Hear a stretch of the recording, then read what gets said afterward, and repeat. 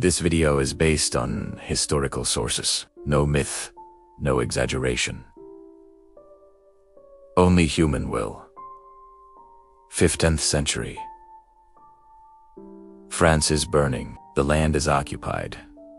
The people are exhausted. OP's fighting history usually tells wars through kings and generals. But sometimes, history is written on the shoulders of a peasant girl. Her name, Joan, known to historians. Joan of Arc. She was not noble, not educated, not a warrior. But she had faith. And sometimes, faith is stronger than armies. The voice from the fields. Joan was born in a small village in France. A farmer's daughter. Her life was simple. Fields, animals, prayer. But at the age of 13, something changed. According to her own words, she began hearing divine voices. These voices gave her a mission. Save France. Crown the rightful king, Charles. Think about that. A peasant girl going to speak with a prince. Even today it sounds impossible. Back then, madness. But some people walk, not by logic, but by duty. The road to the court. When Joan stood before Charles, no one took her seriously. Peasant, female, young, but her words were powerful. Her conviction was unshakable. She showed no fear. They tested her, questioned her, examined her, and then something unbelievable happened. She was given an army. She wore armor, rode a horse, carried a banner. A peasant girl.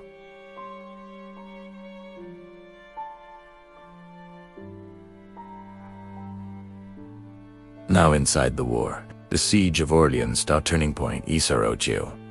Orleans is under siege. If the city falls, France collapses. Joan went to the front lines, but she was not a sword-swinging commander. Her power was elsewhere. She raised morale sagave ope. She refused retreat. Wars are not won by weapons alone. Sometimes one person changes the heart of an army. And it happened. The siege of Orleans was broken. The French won. This was the spark that changed the direction of the war. The girl who crowned a king. Joan's mission was clear. Charles must be king. She led him to Reims. Through enemy territory, she opened a path where none existed. And in 1429, Charles was crowned King of France. A peasant girl created a king. History does not always remember who sits on the throne, but who placed him there. The fall, politics, and betrayal. But war is not fought only on battlefields. It is fought in halls, in whispers, in shadows. In 1430, Joan was captured, not handed to her enemy, but abandoned to them. She was interrogated, judged, accused, witchcraft, heresy, wearing men's clothing. The real reason, a powerful symbol, is dangerous. And in 1431, Joan of Arc, age 19, was executed by fire. A short levin, a long shadow.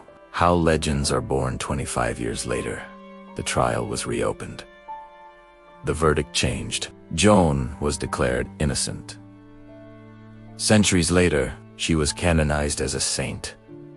But Joan's importance is not in miracles. Her importance is here. Faith defeated fear. Courage defeated status.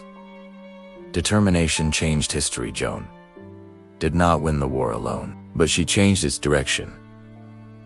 And sometimes, direction is everything. The real message. Joan's story is not a fairy tale. It is a lesson. History teaches us. Systems can be powerful. Armies can be massive. But sometimes, one human is enough. At the right time, with the right faith, with the right courage. From peasant girl to commander. Faith plus courage equals legend. The fire consumes, but it does not erase. The smoke clears, but the legend only grows stronger. The story of Joan of Arc doesn't end with her execution in Rouen in 1431. In many ways, that was just the beginning. Her life, though tragically short, cast a long shadow over the centuries. shaping the very soul of a nation and inspiring countless people across the globe. How did a teenage peasant girl become an eternal symbol of France? 25 years after her death, a posthumous retrial was held. The verdict that condemned her was overturned, and Joan was officially declared a martyr. This was the first step in a long process of rehabilitation. But more importantly, it was the moment her legacy truly began to be crafted. Her story was no longer just a tale of a girl who heard voices. It was a narrative of injustice, faith, and ultimate vindication. This legal reversal allowed her story to be told and retold, not as a heretic's tale, but as a hero's epic. For centuries, Joan of Arc remained a significant figure in French folklore and history, but her image was often debated. Was she a saint, a warrior, a political pawn, or simply a victim of her time? Different eras saw her through different lenses.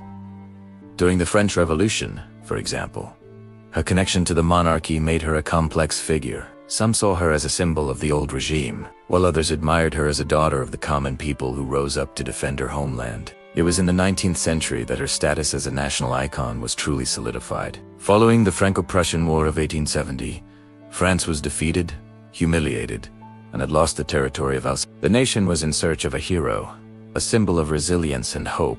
They found it in Joan of Arc. She represented the spirit of French resistance against foreign invaders, the unwavering belief in a sacred duty to the homeland. She wasn't just a historical figure anymore. She was the embodiment of la patrie, the motherland. Statues of her sprung up in towns and cities across France. Writers, artists, and composers dedicated works to her. She became the subject of plays and poems that reinforced her image as the savior of the nation. This period cemented her place in the French national consciousness. Schoolchildren learned her story as a core part of their history, a foundational myth of what it meant to be French. This elevation of Joan's status culminated in her canonization by the Catholic Church in 1920. Now, she was not only a national hero but also officially Saint Joan.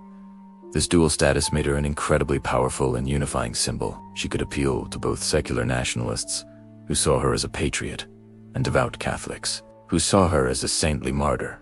She transcended political and religious divides, representing the very essence of France itself. During World War II, her image was once again invoked. Both the collaborationist Vichy regime and the Free French resistance led by Charles de Gaulle claimed her as their own. The Vichy government used her image to promote a traditional, Catholic, and nationalist agenda. Meanwhile, the resistance saw her as the ultimate symbol of fighting against foreign occupation, a figure who refused to surrender even in the face of overwhelming odds.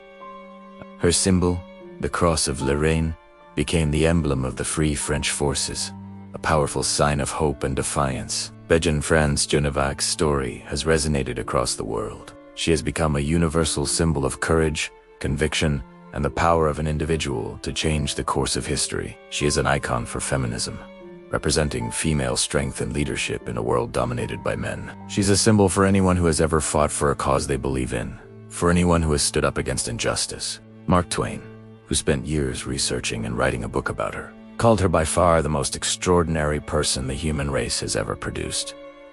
From video games and movies to political movements and military units, her name and image are everywhere. She has been portrayed as a warrior, a visionary, a victim, and a leader. Each generation reinterprets her, finding new meaning in her story that speaks to their own challenges and aspirations. She is a historical figure who refuses to stay in the past. So why does her legacy endure so powerfully? Perhaps it's because her story contains so many universal themes. It's a story of faith against doubt, of youth against experience, of the powerless against the powerful. It's a reminder that extraordinary things can come from the most unexpected places. Joan of Arc shows us that one person, armed with unshakable belief, can indeed move mountains and inspire a nation for centuries to come. She is not just a part of French history, she is a part of our shared human story. The girl from Domremy who followed the voices in her head left behind more than just a military victory. She left a legacy of courage that has echoed through time, a symbol that continues to inspire, to challenge, and to unite. The flames in Rouen may have taken her life, but they ignited a legend that will never be extinguished. Thank you so much for joining me on this journey through history. If you found this story as fascinating as I do, Be sure to like this video and subscribe for more deep dives into the figures who shaped our world.